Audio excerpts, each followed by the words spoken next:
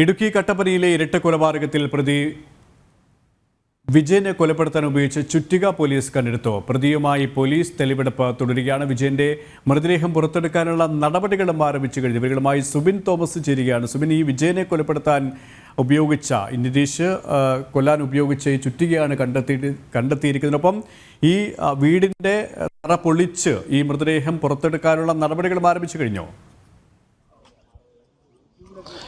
നിലവിൽ ഇപ്പോൾ ഈ ഒരു വിജയന്റെ മൃതദേഹം കണ്ടെടുക്കുന്നതിനുള്ള ശ്രമങ്ങൾ അല്ലെങ്കിൽ ഈ തറ പൊളിച്ചുള്ള പരിശോധനയ്ക്കുള്ള നടപടികൾ പോലീസ് ആരംഭിച്ചിട്ടുണ്ട്. ഈ തറ പൊളിക്കാൻ തുടങ്ങിയിട്ടുണ്ട് എന്നുള്ളതാണ് നമുക്ക് ലഭിക്കുന്ന വിവരം. അതോടൊപ്പം തന്നെ വിജയനെ കൊലപ്പെടുത്താൻ ഉപയോഗിച്ച ചുറ്റിക വീട്ടിൽ നിന്നും പോലീസ് കണ്ടെടുത്തിട്ടുണ്ട്.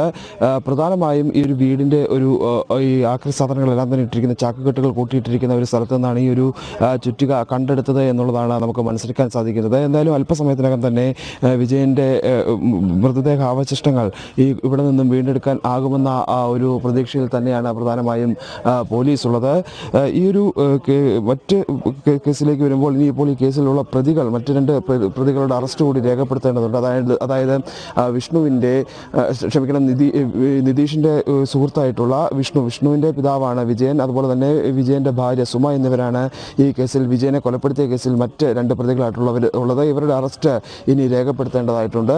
ഈ അറസ്റ്റ് ഉടൻ തന്നെ രേഖപ്പെടുത്തുമെന്നാണ് പോലീസ് അറിയിച്ചിട്ടുള്ളത്. പ്രധാനമായും ഇവരുടെ സഹായത്തോടെയാണ് ഈ വിജയനെ കൊലപ്പെടുത്തിയ ശേഷം ഈ ഒരു കുട്ടിയെടുത്ത് ഈ മൃതദേഹം അവിടെ മറവ് ചെയ്യുന്ന സാഹചര്യം ഉണ്ടായത് എന്നുള്ളതാണ് പോലീസ് പറയുന്നത്. അതുകൊണ്ട് തന്നെ ആ ഒരു കൃത്യത്തിൽ ഇവർക്ക് നേരിട്ട് പങ്കുണ്ടോ എന്നടക്കമുള്ള കാര്യങ്ങൾ പോലീസിന് സംശയമുണ്ട്. അതുകൊണ്ട് തന്നെ ആ ഒരു സുമയുടെയും അതുപോലെ തന്നെ വിഷ്ണുവിന്റെയും അറസ്റ്റ് ഉടൻ രേഖപ്പെടുത്തിയേക്കും. കുഞ്ഞിന്റെ കൊലപാതകത്തിൽ ഇവർക്കൊക്കെയും പങ്കുണ്ട് എന്ന രീതിയിൽ തന്നെയാണ് പോലീസ് വിവരം ലഭിച്ചത്. ഈ വിജയന്റെ കൊലപാതകത്തിൽ ഈ പ്രതിയായിട്ടുള്ള ഈ നിതീഷിന് മാത്രമാണോ പങ്ക്, അല്ലെങ്കിൽ മറ്റ് പ്രതികൾക്കും കൂട്ടുപ്രതികൾക്കും മറ്റ് കേസിലെ കൂട്ടുപ്രതികൾക്കും ഈ ഒരു സംഭവത്തിലും പങ്കുണ്ടോ? അത്തരത്തിലുള്ള വിശദാംശങ്ങൾ പോലീസിന് ലഭ്യമാകുന്നുണ്ടോ? തീർച്ചയായും ഈ ഒരു വിജയനെ കൊന്ന കേസുമായി ബന്ധപ്പെട്ട് ഈ വിജയന്റെ മകൻ വിഷ്ണു അതുപോലെ തന്നെ ഭാര്യ സുമ എന്നിവർക്ക് നേരിട്ട് പങ്കുണ്ട് എന്നുള്ളതാണ് പോലീസ് വ്യക്തമാക്കുന്നത്. അതുകൊണ്ട് തന്നെയാണ് 2-3 പ്രതികളായി ഇവരെ പ്രതി ചേർത്തിട്ടുള്ളത്.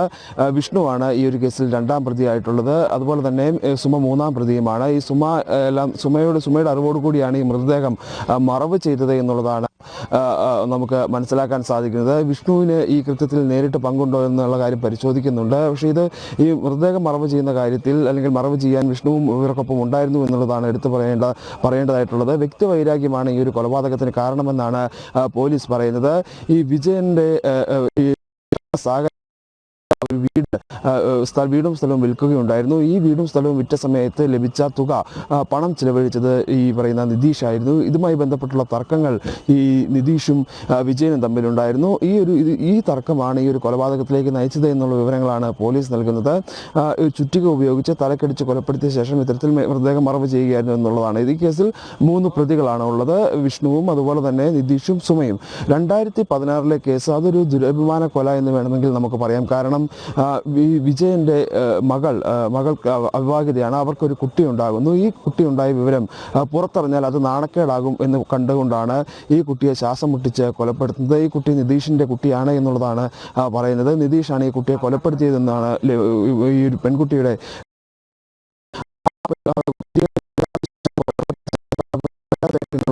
ചേർന്നുള്ള തൊഴുത്തിൽ മറവ് ചെയ്യുകയാണ് ഉണ്ടായത്. 2016 ഈ ഒരു സംഭവം നടക്കുന്നത്. ഇപ്പോൾ 8 വർഷം പിന്നിട്ടിരിക്കുന്നു. പ്രധാനമായും നമ്മൾ നോക്കിക്കാണേണ്ട ഒരു കാര്യം എന്നുള്ളത് ഒരു മോഷണ കേസിന്റെ അന്വേഷണവുമായി ബന്ധപ്പെട്ടെത്തുന്ന പോലീസിലെ അന്വേഷണ ഉദ്യോഗസ്ഥന് കട്ടപ്പന എസ് ഐക്ക് തോന്നിയ ചില സംശയങ്ങൾ, സംശയങ്ങൾ കൂടി നടത്തിയ അന്വേഷണത്തിലാണ് നിലവിൽ ഇപ്പോൾ 2 കൊലപാതക കേസുകൾ തെളിഞ്ഞ് പുറത്തു വന്നിട്ടുള്ളത്. എന്തായാലും അതിൻ്റെ ഒരു ഞെട്ടലിൽ തന്നെയാണ് ഇപ്പോൾ ഈ ഒരു കൊലപാതകം നടന്നു എന്നുള്ളതിൻ്റെ ഒരു ഞെട്ടലിൽ തന്നെയാണ് ഈ ഒരു ഗ്രാമം ഒന്നാകെയുള്ളത്. പ്രധാനമായും ഈ ഒരു കുടുംബം അല്ലെങ്കിൽ വാർഡ് താമസിക്കാൻ തുടങ്ങിയിട്ട് ഈ പ്രദേശത്തുള്ള ആളുകളുമായി ഒന്നും തന്നെ അവർ ഈ ഒരു ബന്ധവും പുലർത്തിയിരുന്നില്ല എന്നുള്ളതാണ് നമുക്ക് മനസ്സിലാക്കാൻ സാധിച്ചത്.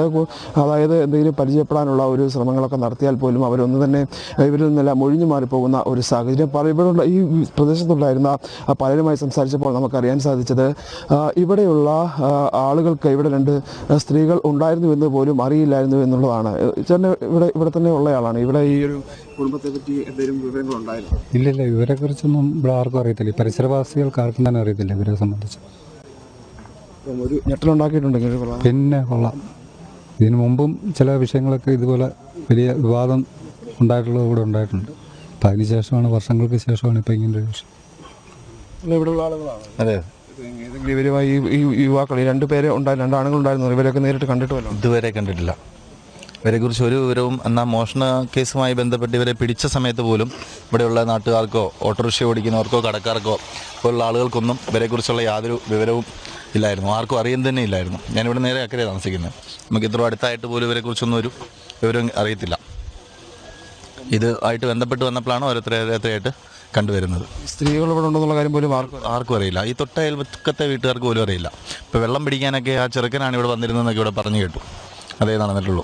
അപ്പോഴും ഈ സ്ത്രീകൾ ഉള്ളതായിട്ടുള്ള വിവരങ്ങളൊന്നും ഈ അയൽവാസികളോടൊന്നും പറഞ്ഞിട്ടില്ല. അവരെല്ലാവരും അമ്മയും ഒക്കെ പൂനെയിലാണെന്നോ അങ്ങനെയൊക്കെയാണ് പറഞ്ഞിരിക്കുന്നതെന്നാണ് പറഞ്ഞത്. ഇതിലൊരു വ്യാജ പ്രചരണം അല്ലെങ്കിൽ സ്വന്തമായി വ്യാജമായി പറഞ്ഞുകൊണ്ടാണ് ഇവിടെ മൊത്തം വ്യാജ പ്രചരണങ്ങൾ നടത്തിയാണ് അവരോട് താമസിച്ചുകൊണ്ടിരുന്നത്. എല്ലാം മൊത്തത്തിലൊരു നിഗൂഢത തന്നെയായിരുന്നു മൊത്തത്തിൽ. ഈ ഒരു അന്വേഷണത്തിൽ, അതായത് ഒരു മോഷണ കേസുമായിട്ട് വന്ന പോലീസാണ് ഇത് കണ്ടെത്തിയത്. അപ്പോൾ പോലീസിൻ്റെ ഒരു അന്വേഷണം എങ്ങനെ അതിനെ വിലയിരുത്തുന്നത്? പോലീസിൻ്റെ അന്വേഷണ മികവുകൊണ്ട് തന്നെയാണ് ഇങ്ങനൊരു കാര്യം കണ്ടെത്താൻ തന്നെ സാധിച്ചത്. ഇപ്പോൾ ഒരു മോഷണമായിട്ട് ബന്ധപ്പെട്ട് ഇവിടെ വന്നിരിക്കുന്ന പോലീസുകാർക്ക് അത് കണ്ട് മനസ്സിലായതുകൊണ്ടാണ് ഇങ്ങനെയൊരു വലിയ നിഗൂഢമായ ഒരു കാര്യം ഇവിടെ തെളിഞ്ഞു തന്നെ വന്നത്. അതിൽ പോലീസിനോട് ഉള്ള വളരെയധികം ഉള്ള ഒരു കടപ്പാടാണ് ഞങ്ങൾക്ക് നാട്ടുകാർക്കുള്ളത്. അത്തരത്തിലാണ് വളരെ നിഗൂഢതകൾ നിറഞ്ഞ ഒരു വീടായിരുന്നു എന്നുള്ളതാണ് ഇവിടെ നിന്നുള്ള ആളുകൾ തന്നെ പറയുന്നത്. നമുക്ക് അവരുടെ പ്രതികരണത്തിൽ തന്നെ മനസ്സിലാക്കാൻ സാധിക്കുന്ന കാര്യമാണ് എത്രത്തോളം ആണ് ഇവിടെ ഉണ്ടായിരുന്ന ആളുകൾക്ക് ഈ ഒരു വീട്ടിലുണ്ടായിരുന്നവരെ പരിചയം എന്നുള്ളത്. കാരണം 8 മാസത്തോളം അവർ ഇവിടെ വന്ന് താമസിക്കുന്നു. പക്ഷേ ഈ അടുത്തുള്ള ആളുകളുമായി ഇപ്പൊന്നും യാതൊരുവിധ ബന്ധവും അവർ സ്ഥാപിച്ചിരുന്നില്ല. തൊട്ടടുത്ത് ഒരു വീടുണ്ട്. ആ വീട്ടിൽ നിന്നാണ് ഇവർ വെള്ളം എടുത്തിരുന്നത്.